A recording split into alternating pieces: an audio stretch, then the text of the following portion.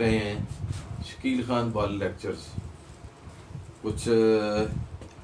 Gap रहा जी हमारे lectures में, किसी टेक्निकल वजूहत कुछ मसरूफियत की वजह से नहीं कर सका,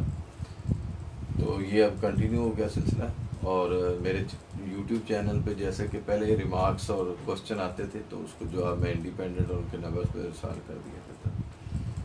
तो ये आज का जो टॉपिक है, क्योंकि जो प्रैक्टिकली चीज़ें हमारे साथ डिस्कस होती हैं वो इसके साथ ज़रूर होती हैं,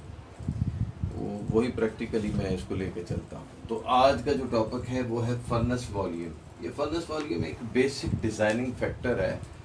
एक पैरामीटर है जिसको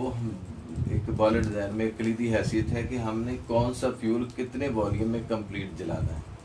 तो इसकी डेफिनेशन क्या है? Volume of furnace in which any fuel complete combustion,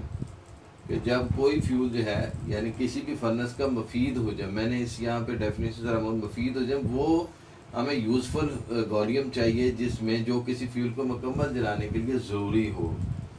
ये बड़ी अहम बात है कि आपको पता है कि गैस फायर्ड बॉयलर में अमूमन क्या होता है कि जैसे हमारे जहन में खाका है कि फायर ट्यूब पैकेज टाइप जितने भी हमारे फायर ट्यूब यूनिट होते हैं स्कॉच स्टाइल में,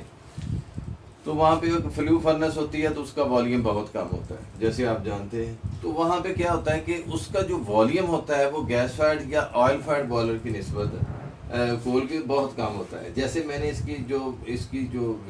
वॉल्यूम की मिकदार लिखी, गैस फायर्ड बॉयलर में 0.6 से लेके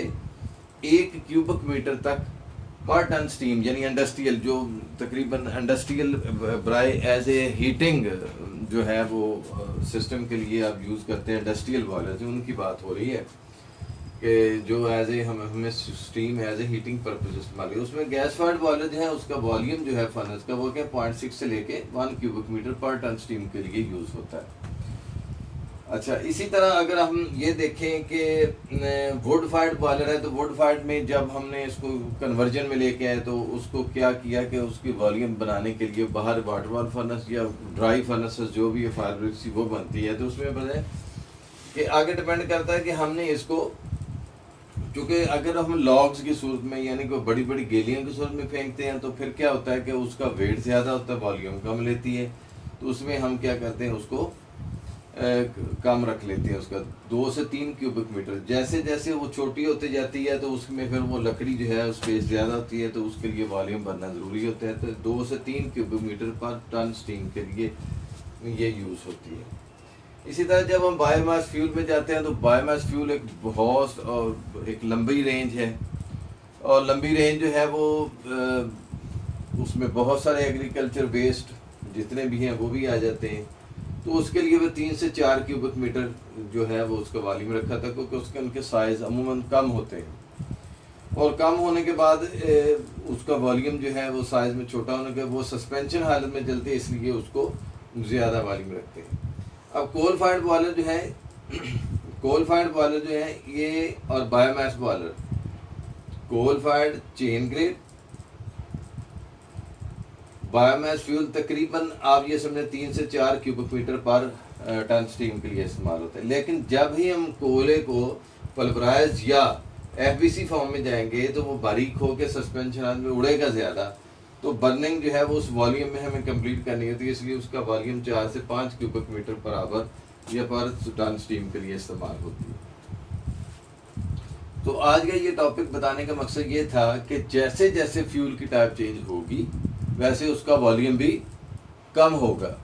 वॉल्यूम कम जैसे जैसे उसकी साइज़ वो कम होगा तो उसके लिए वॉल्यूम की ज़्यादा ज़रूरत पड़ेगी। अब डिपेंड ये करता है कि उस वॉल्यूम के अंदर हमने एक